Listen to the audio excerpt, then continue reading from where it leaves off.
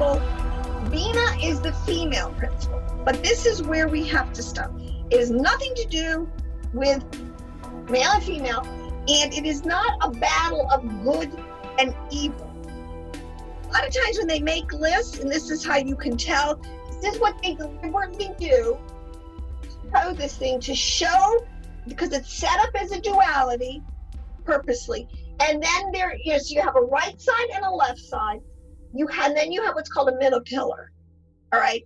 Now, this in ethical qualities, this is wisdom and this is understanding. Hokhmah and Bina, and that's what those words actually mean in the Hebrew. All right. They're translated that way in our text. Now, this middle column is known, like I said, is Yod He, Vav He, is the middle pillar, is the Mashiach. This is sort of the stabilizing force, the harmonizing force. In other words, you can have two sides of the same coin. So it really, if you think of it three-dimensionally, if you turn something over, you're seeing another side. You're not seeing another thing, another end. You're just seeing another side of that. So that's a very important concept to keep straight. And so when you go to Hokhmah, you're going to have the contrastings of morning and evening, right? These are your coding. Light and darkness. Elohim over here. The left side is always equated with darkness, with the female side, with night, with passive, with the left side, with moon, with the effect. Because over here, so on the right side, you have day, you have light, you have positive. You have positive energy, you have negative energy. It's for everything. It always works with these kind of dualities, these opposites, these things that get, and then they get balanced and paired according to this middle pillar. But so this side is active, it's male, is the right, is the sun, is the cause. All right. So they're opposites, but at the same time, they're 100% complementary because they're all part of the same thing. This is really important to understand, okay? So, because I want to lay the foundation, because one thing I do think it's not good or bad. It's not like women, and this is one in the writings because they've been so profane and twisted, this sort of, that the female is bad. No, that's not what they're saying at all. The female is under siege. This is when you understand deeper in the whole thing and you get the whole storyline, you understand, because Yahweh says, he made good, he created evil. Where that space, where evil originates, is allowed to function, doesn't, the good news is, seriously, evil does not have a right to just go anywhere in this whole Sefiroth universes of Elohim. It's very restricted in a lot of ways. And it's good to know, Plus you have this concept that the right side and the middle pit really do work together. So that's why I said you kind of have to go from Keter and Hokhmah, because this is where I'll start. Because when you get to Hokhmah, as I said, this Keter is the point on, or the crown on the Yod. Yod, He, Vav. Yod is the first letter of the Tetragrammaton of the full name of Elohim, right? So Yod is kind of like this.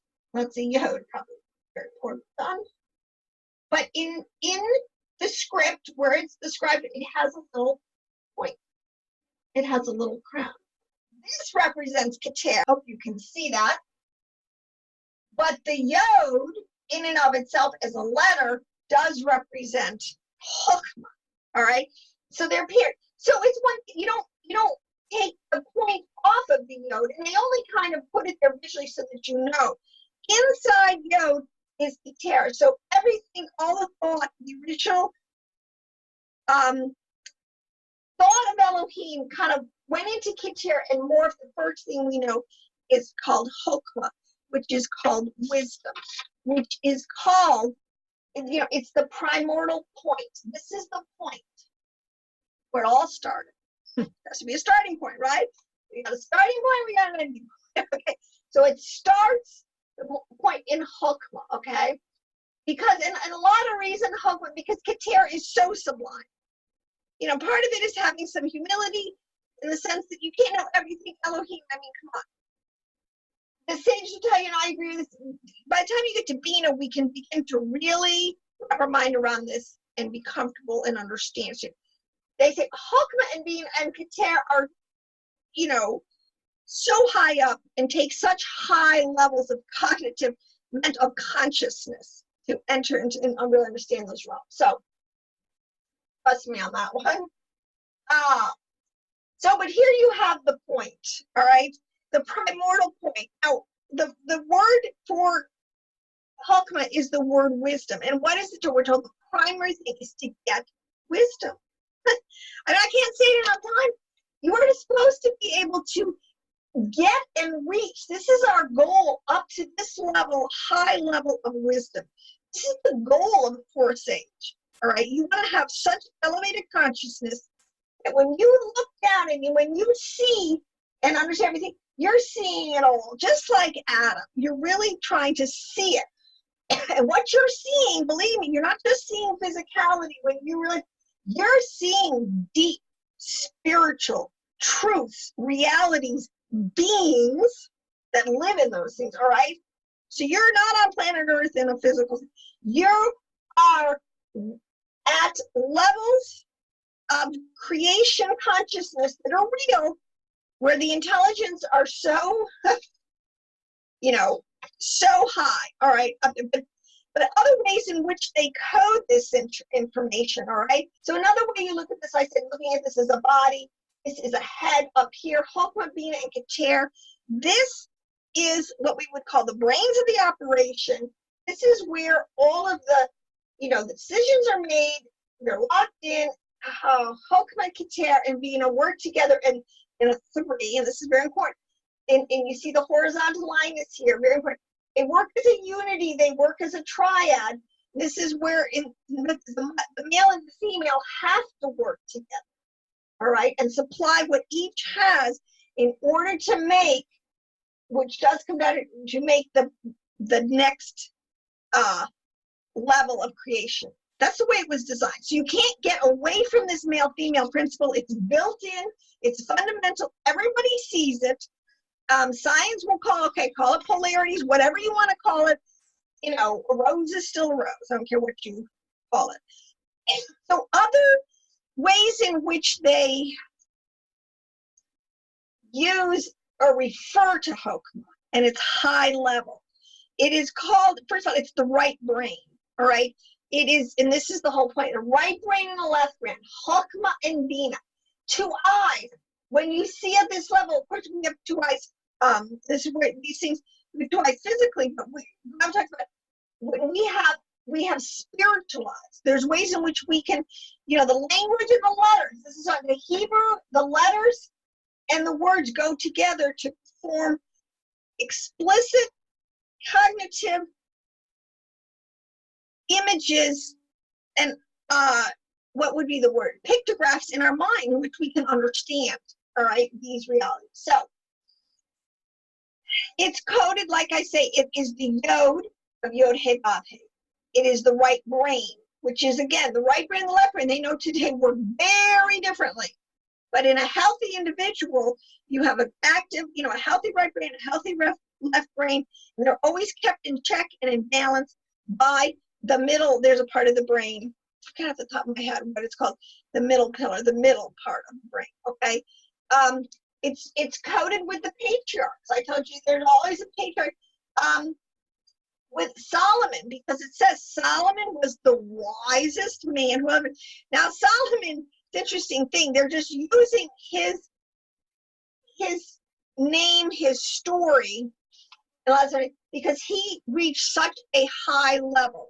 Yeah, when it says that he made him, when Yahweh says, look, I'll make you the wisest man and all the earth, well, that was a fact. Next to Adam, the original Adam before he fell, you know, text that King Solomon was the wisest man who ever lived. Okay, so that's what they're telling you. Beginning. All right, so this is beginning and end. All right, there's progression. And this has a lot to do, like I said, beginning to end is time. Time is a creation. Time is a part of the lower Sefiroth tree of life, all right? It's in there, it's factored in there, but it's known as the beginning, all right? Now, it's also coded for Eden. Eden is a code word for Hokhmah. But if you look at, think of it, when he planted, see, we don't slow down enough and think about each word. It's he, and Sof, really, planted a garden in Eden. So he didn't plant the garden, he planted the garden. This Anpin, as I told you before, this refers to the garden. He planted this garden in Hokhmah. In other words, the Eden already existed, and out of Eden sprung up this incredible, because Yahweh put it together that way, and a garden. And gardens, see, a lot of this too, when we get down on the spiritual levels, one of the greatest levels, we're talking about souls. We're talking about the people that were created. This is very Adam-centric. This whole concept too has to do with Adam Kadmon, how Adam was created, what he is capable of. You know, again, they say we only use, 10% of our brains? We're capable of much more. Everybody knows this, all right? All scientists will tell us this is a fact. So when we talk about Hokhmah being in Eden, it is the origin of thought. So this is where all first thoughts begin. Yahweh has this beginning point, the first thought. All right, when we were with him, before the foundation, because actually this is known as foundation, the foundation of the world. Okay, when before things come into actual physicality, they are still in the mind. They're somewhere, but they're not in physicality. So you have to, where are they? That's the origin. They're still in thought. And according, this is the thing, if we were better philosophers today, if we understood the rigorous discipline, mental disciplines that are involved in philosophical thought, where you classify and you keep things straight, and avoid all confusion. Things have places, things have names, things have definitions, things refer to. So if we had that underpinning, which the ancients do, they were, you were taught. This is a classical, I've had teachings on this, the concept of a classical education, where you are taught the integration of all knowledge. So it's also called the seed. All right, so when he planted, again, it says a seed in Eden. He took those thoughts and he planted them. When you plant something, you have an expectation that something is going to come of it. You don't just plant seeds, walk away, and don't expect. That's the whole point. He's planting life. He is planting thoughts that are going to become fruitions, that are going to become gardens, that are going to become things that will be in the souls, that ultimately will be his children. All right, he's creating. All right, progeny. This is the point. So, and I'm just trying to give you code words. So seed, and in that seed, which we would call the bit of life, and usually it comes down to a 3-letter code, 2-letter or 3-letter code that goes through letters, is contained. And this is why the roots of words are going all the way back to the original essence of that thought. All right. Now it's called a fountain. When the fountains of the deep, see, this is another way it broke up. He's talking about when Hokhmah started to release to Bina what was latent and potent in it. And this is where you do get into the male and the female, that because it always has to fit. Archetypes always flow accurately. When they use something in the physical, it has to be used accurately.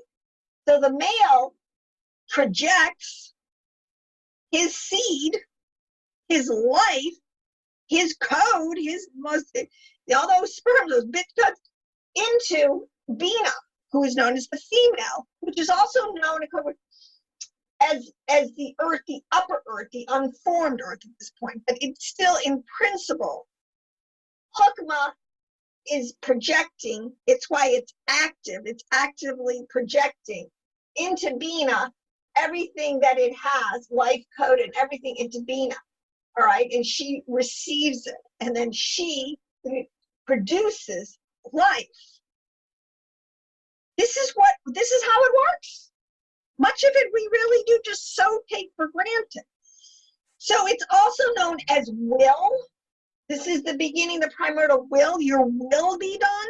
Your highest level of thought be done on earth down here in physicality as it is in heaven. I mean, really what he's saying, what Abba Ima, I don't like to keep saying he, but at the same time, I don't have a problem because he, even in the Hebrew, is an all-inclusive noun. Abba Ima, Abba, in my opinion, I've looked at the Aramaic and I'm pretty convinced.